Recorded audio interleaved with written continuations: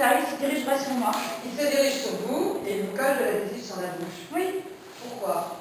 Pour me faire taire, il veut me faire taire. On a déjà parlé de Très étrange. Pourquoi veut-il vous faire taire? Ah non. Est-ce la voix, le son de votre voix, le timbre peut-être de votre voix? Pardon? Est-ce la voix ou bien ce que dit la voix? Oh, j'imagine que c'est ce que je dis. Toute ma vie, je ne suis pas un immigré.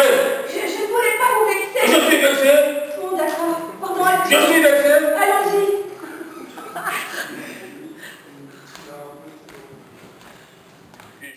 Je peux vous poser une question? Pardon? Je peux vous poser une question?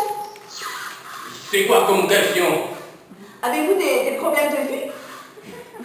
Votre vue est-elle diminuée? Êtes-vous aveugle? Arrêtez ce taxi! Laissez-moi sortir de ce taxi! Je rêve de la lumière que je n'ai jamais vue. Continuez à rouler. Vous ne voulez pas descendre? Je pensais que vous vouliez descendre. Je pensais que vous aviez peur. Continuez à rouler jusqu'au parc.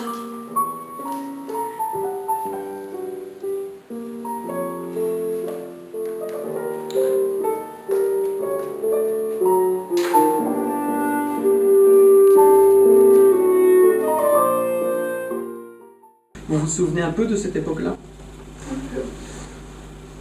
Il s'est passé quelque chose de particulier qui puisse expliquer que vous vous soyez enfermé dans le silence? Une histoire. Avec mon oncle. Une histoire? C'était un dimanche après-midi.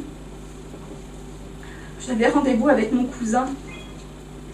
Je suis arrivée, il était parti faire une course. Mon oncle était en train de regarder un film sur le canapé du salon. Il m'a offert à boire. Il m'a proposé de regarder le film avec lui. Il m'a fait asseoir sur le canapé. Et puis, au bout d'un moment, il m'a pris la main, me disant qu'elle était jolie. Et puis, il a posé sa main sur ma cuisse. J'étais tétanisée, incapable de bouger. Alors, il s'est penché sur moi et il a cherché à m'embrasser. Je me suis débattue.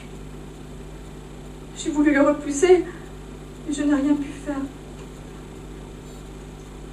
Il y avait quelqu'un en moi qui résistait et qui disait non. Et puis quelqu'un qui disait oui. Son chemin à elle s'inscrit désormais tout entier au couvent. C'est une décision sur laquelle elle ne reviendra pas, et pas même d'ailleurs au prix de la conversion de Don Juan. Car... Je ne serai pas aussi catégorique. À mon sens, il y a bien une conversion de Don Juan. Pardonne-moi, mais en aucune façon il ne saurait y avoir de conversion de Don Juan, puisque dans la suite de la pièce, ni les objurgations de son propre père, ni a fortiori les menaces de la statue du commandeur n'adouciront le cœur de celui-ci. Avec Elvire, c'est même la première des 3 semences qui s'abattront en vain sur lui. Oui, peut-être, mais... J'essaierai.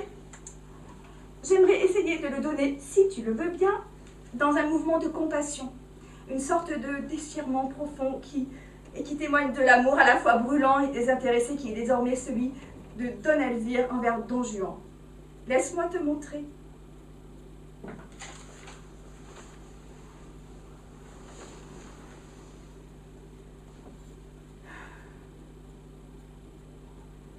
Ne soyez point surpris, Don Juan, de me voir à cette heure et dans cet équipage. C'est un motif pressant qui m'oblige à cette visite, et ce que j'ai à vous dire ne veut point du tout de retardement. Je ne viens point ici pleine de ce courroux que j'ai tantôt fait éclater, et vous me voyez bien changé de ce que j'étais ce matin. Ce n'est plus cette Don Elvire qui faisait des vœux contre vous, et dont l'âme irritée ne jetait que menaces, et ne respirait que vengeance. I can't stand it anymore.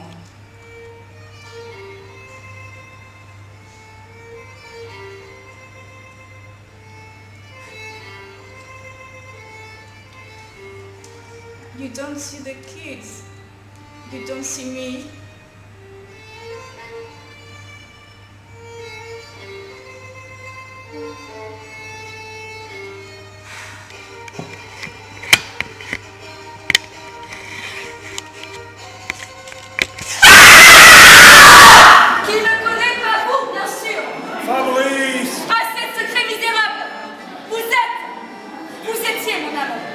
Fabrice! Eh bien, c'est fini. Vous êtes un être par trop encombrant. Pas grande chose. Un caillou sur la route. Fini. Fini, m'entendez-vous? À tout jamais fini. Fabrice!